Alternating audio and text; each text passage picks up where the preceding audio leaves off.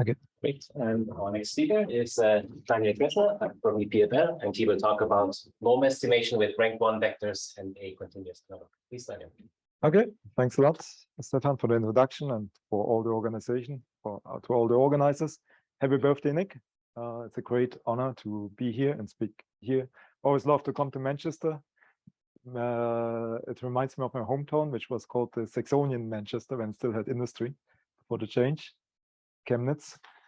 And so what I'm going to talk about is primarily based on joint work with Zvonimir Bujanovic from Zagreb, and there will be 1-2 slides on ongoing work with Stefan Güttl and Bart van Dijken. Let me start thanking Nick. So your books have really shaped my way of doing numeric analysis, doing mathematics more generally. Your books are very impressive, the amount of care you put into them. They also let me procrastinate a lot about writing my own books. I will never meet your level, that's pretty clear. So it's a good excuse not to start any own book.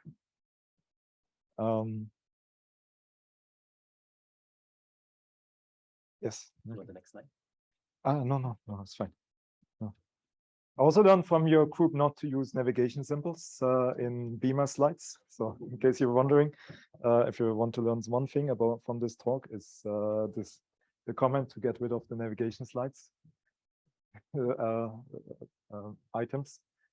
And one nice thing about the books is it has a couple of open problems. I still remember one from I think the accuracy and stability of numerical algorithms. I think it's a designing about matrices with prescribed singular values. So I was very proud to solve it. I sent an email to Nick, and then he wrote back to me, yeah, by the way, this is already solved. Here are like 2 papers which have already solved that problem. But I think it's really great to put open research problems in these books, even if there's a risk that they are going to be solved quite soon.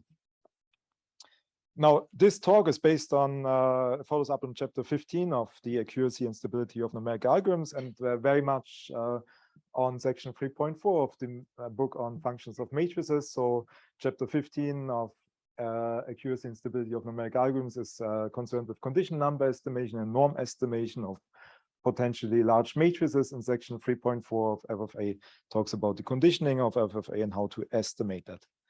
So that goes pretty much in this direction. So this talk will be about norm estimation. So given a potentially large matrix A, the goal is to approximate the norm of A by means of a few matrix vector products. And you can think about several applications. For example, if you do a randomized SVD, I guess I was not here yesterday because we had an audit at our local university by some French agency, which required a lot of French, I guess. And required me to stay there, but I guess that Yuji talked about randomized approximation, randomized algorithms. And one thing you want to do there is some a posteriori estimates to choose the rank adaptively. So you need to estimate the norm of A minus BC transpose. If A is only accessible via matrix vector products, you need to estimate that norm, and this is not an entirely trivial problem. And one thing, of course, is condition number estimation, and one thing I will talk a bit in more detail is the condition number of matrix functions. In both applications, one thing which is a bit special in the setting is you're not interested in getting the norm to 5 digits, but what you really want to have is to have, especially in the first case, you're really not interested. You want to get an upper estimate. If that is an overestimate by a factor 2 or 10, it's good enough. I mean, if it's 10 to the minus 10 or 10 to the minus 9, you're probably okay with that. You don't want to underestimate, and it should be a relative estimate. Reasonably good relative estimate. And so I will more specifically talk about stochastic norm estimation, where you sample the vector from a prescribed probability distribution. So it could be normal random vector, Rademacher vector, uniformly sampled on the sphere in Rn. Could also use some more fancy things, and then you do something with the norm of A of x. So can repeat this for independent random vectors and combine them. You could take the maximum, you can take the averages of the squared norms. And there are a couple of examples in the literature, except that this one norm estimate, I don't think it's based on random vectors. So it starts with a vector of all ones and then iterates. And the vector of all ones fits quite nicely to my talk, because the vector of all ones, if you reshape into a matrix, it's a rank 1 matrix. So that's one connection to this talk.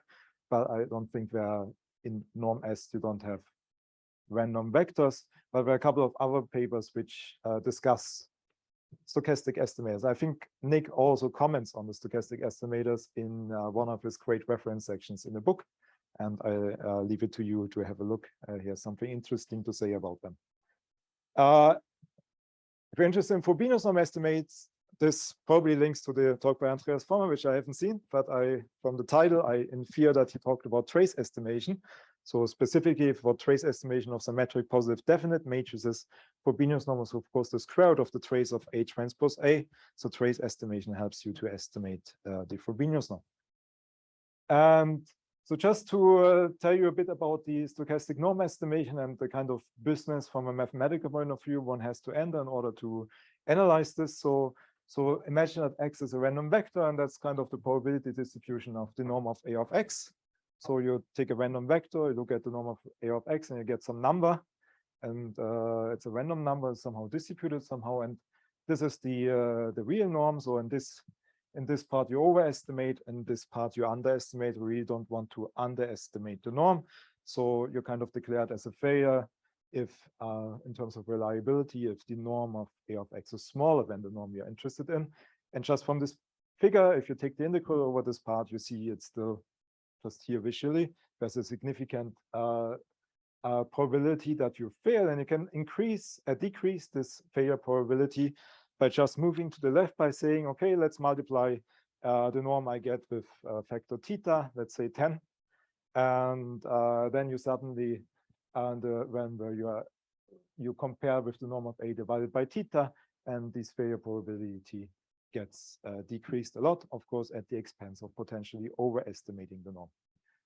One thing I would like to emphasize from the analysis is that what it requires you is to estimate this area, whereas many of the techniques like Markov inequalities allow you to get upper bounds on this area, and we are not really well suited for estimating the area on the left. That makes it a bit difficult to analyze this.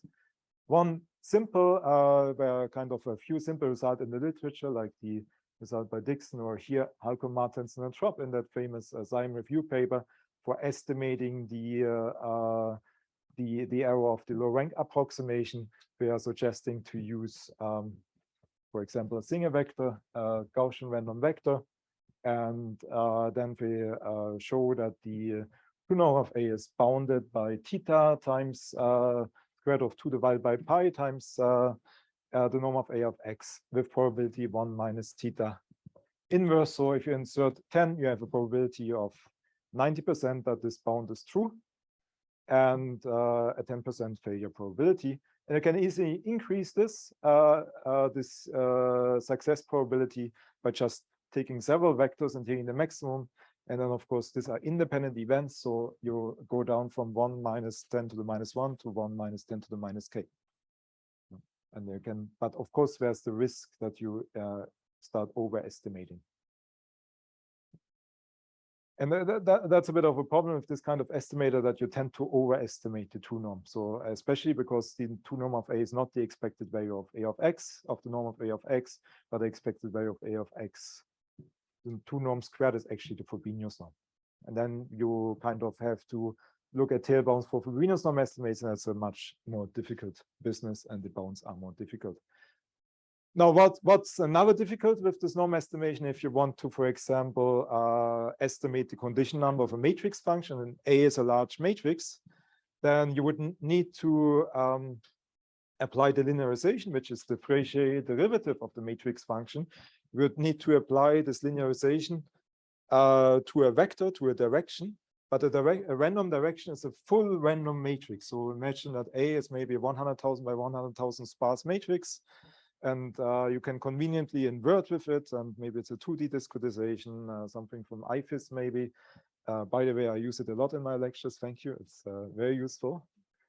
And then what happens now is that this stochastic norm estimation would require you to sample an m times m full random matrix, even if A is sparse. And that's going to be very expensive to build the matrix, to store the matrix, to apply it.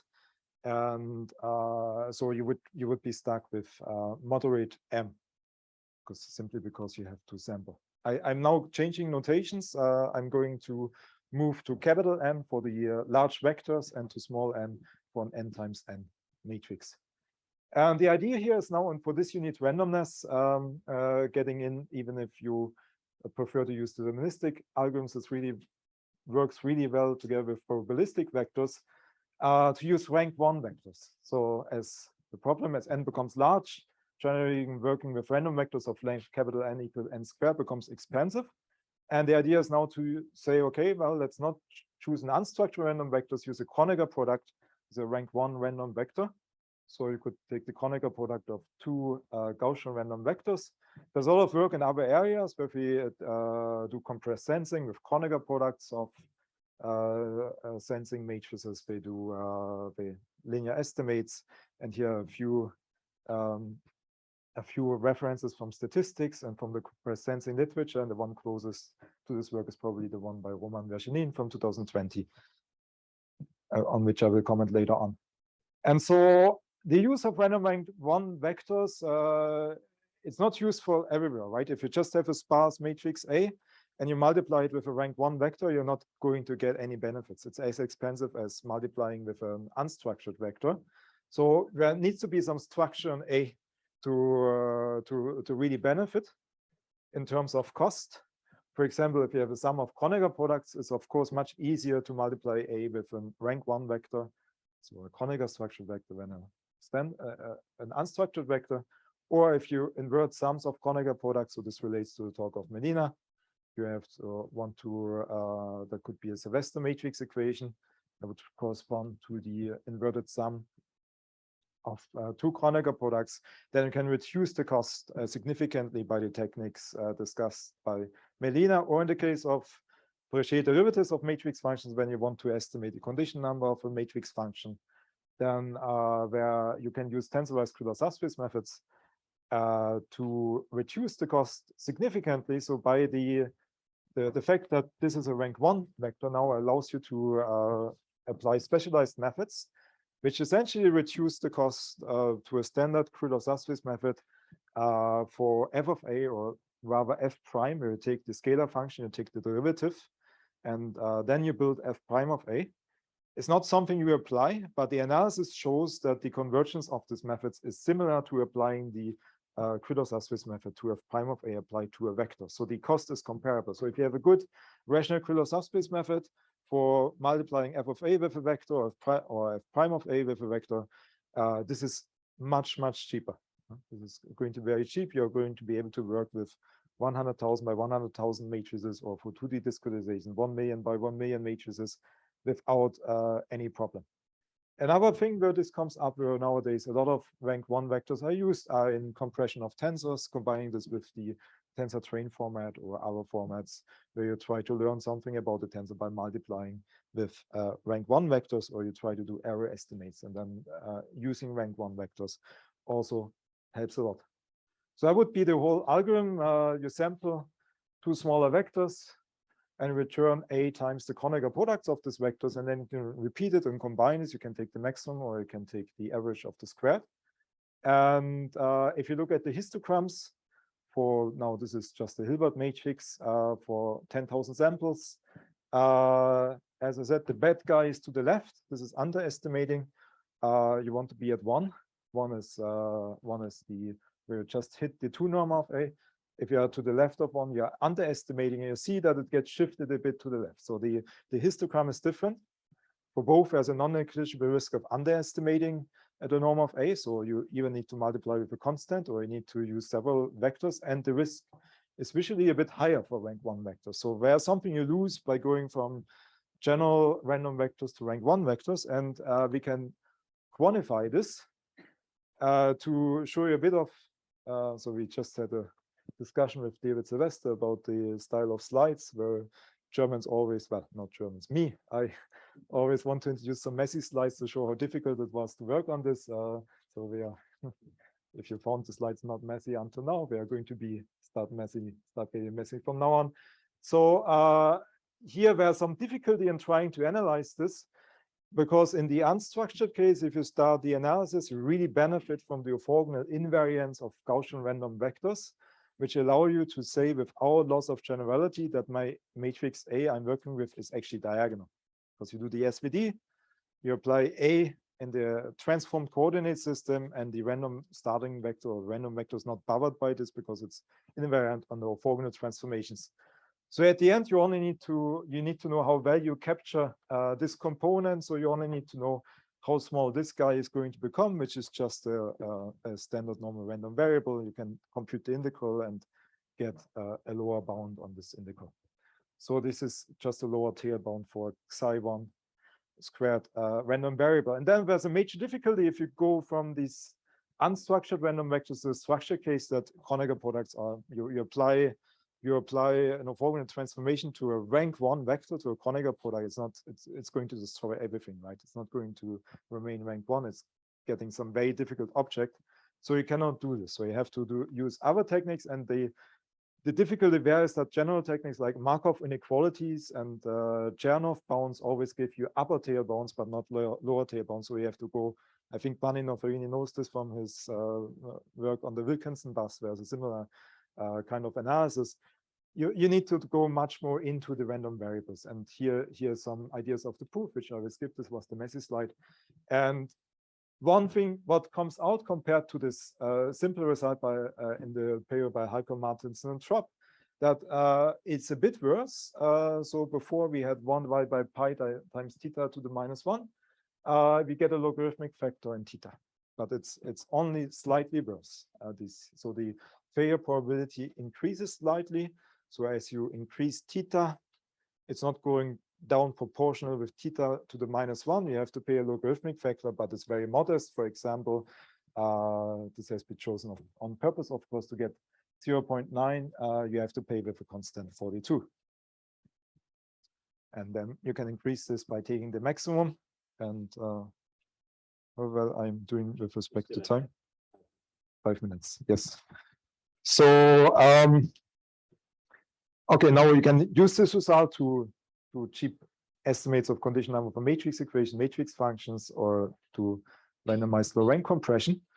And we also have bounds about the overestimation, which are a bit more messy. We also have bounds on the trace estimation, which are very similar to the bounds for unstructured random vectors. So we can also use rank 1 vectors for trace estimation. These are typical bounds on overestimating and underestimating the trace of a matrix, and we arrive at very similar failure probabilities, except that these constants get a little larger. These are just to give you some ideas of this estimator. So that would be the estimator for the trace of A transpose A, or the Frobenius norm squared of A. And if we just choose some matrices, here that would be, we didn't use IFIS, I suppose, was just to find a difference discretization of a 2D discretization, not very large, but still in a form that you can efficiently solve this for rank 1 right-hand sides. And what we show here is just to give you some, we have many more plots on the distribution of these norms in the paper, but what I'm doing here is I look at the estimator, I divide it by the exact value, and then I do 10,000 experiments, and then I take the maximum. So that's kind of the worst overestimate I'm going to get among 10,000 samples. And then I increase K. So I take K independent samples in an average, and I increase K, and you see it's kind of narrowing down. So already with 20 samples, my overestimate and underestimate is bounded by a factor of 5 across 10,000 samples. So if you choose 20 vectors, you're going to be within a factor of 5 of the norm with very high observed probability. And this is kind of consistent across all. I made this photo in this year. I made this photo in this year. I painted this photo in this year. Maybe that's something confidential. Maybe it's worth listening. Oh. Okay. I got only one photo together with Nick. Now we can think about extensions. So one extension is, okay, what do we do? As I remember, this photo was taken by Alicia Smoktunovic.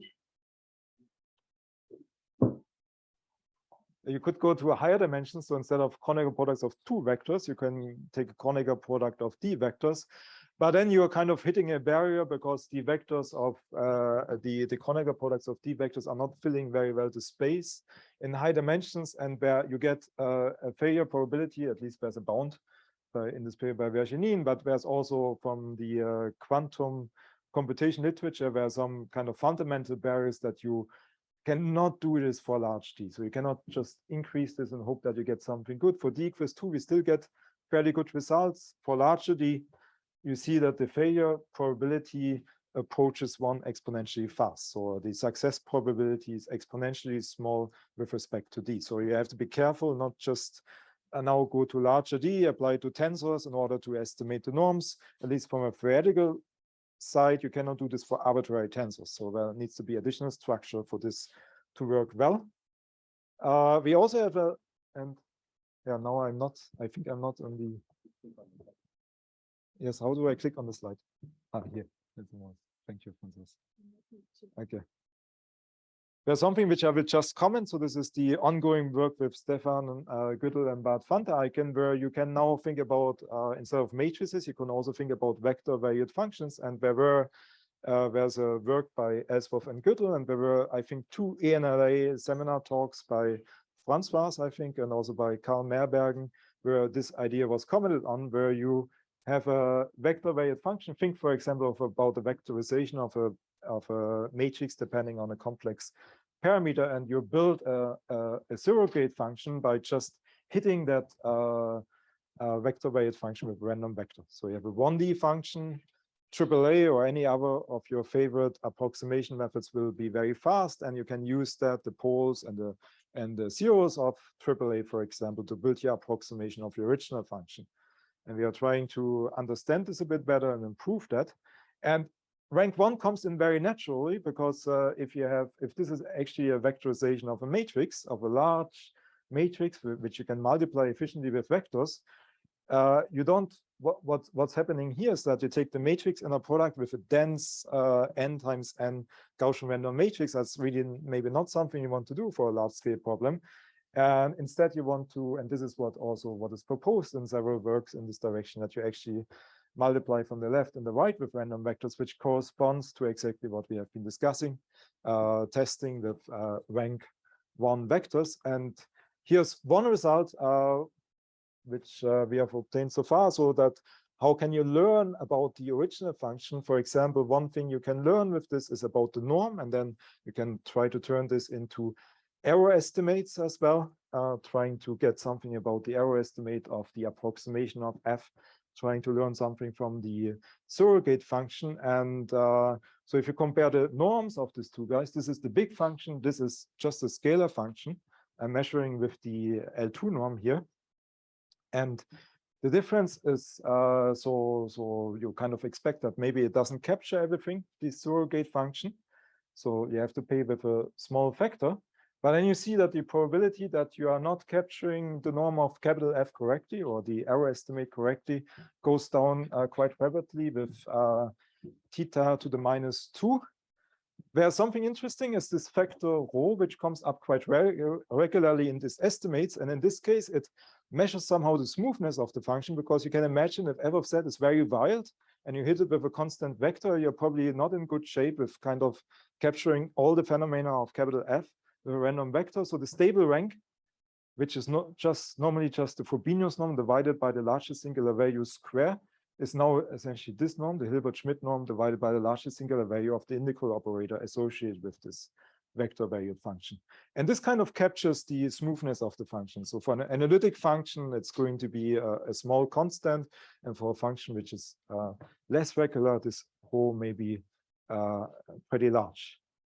And you can improve this by choosing, as we did before, by choosing more than 1 Gaussian random vector. So you build a surrogate by maybe hitting this with 5 Gaussian random vector and taking the norm, and then these failure probabilities increase dramatically. So instead of k equals 1, we use k random vectors, and we capture much more the probability that we are capturing all the essential features of the function is much larger. This brings me to the end of the talk. So moving from unstructured random vectors to Kronecker products of random vectors in the context of norm estimation, we get nearly the same level of reliability of the upper bounds we have to pay with a log factor, so that's quite pleasing. Only holds for d equals 2 for a Kronecker product of 2 vectors. If you go to longer products, it's not going to work out so nicely anymore. You can gain significant potential speedups depending on the shape of your operator for which you want to estimate the norm. And then there's a continuous analog where this estimates also yield some insight about learning high dimensional functions from random surrogate functions. And so there are some open questions. So one thing we started actually is projects, Vladimir Bojanovic and I, a long time ago. We actually wanted to understand if you do randomized SVD with rank 1 random vectors. We are still quite far away from that. So now we accomplished estimating norms, which is a much simpler problem. So if you want to do the randomized SVD analysis and you kind of replace Gaussian random vectors by rank 1 vectors,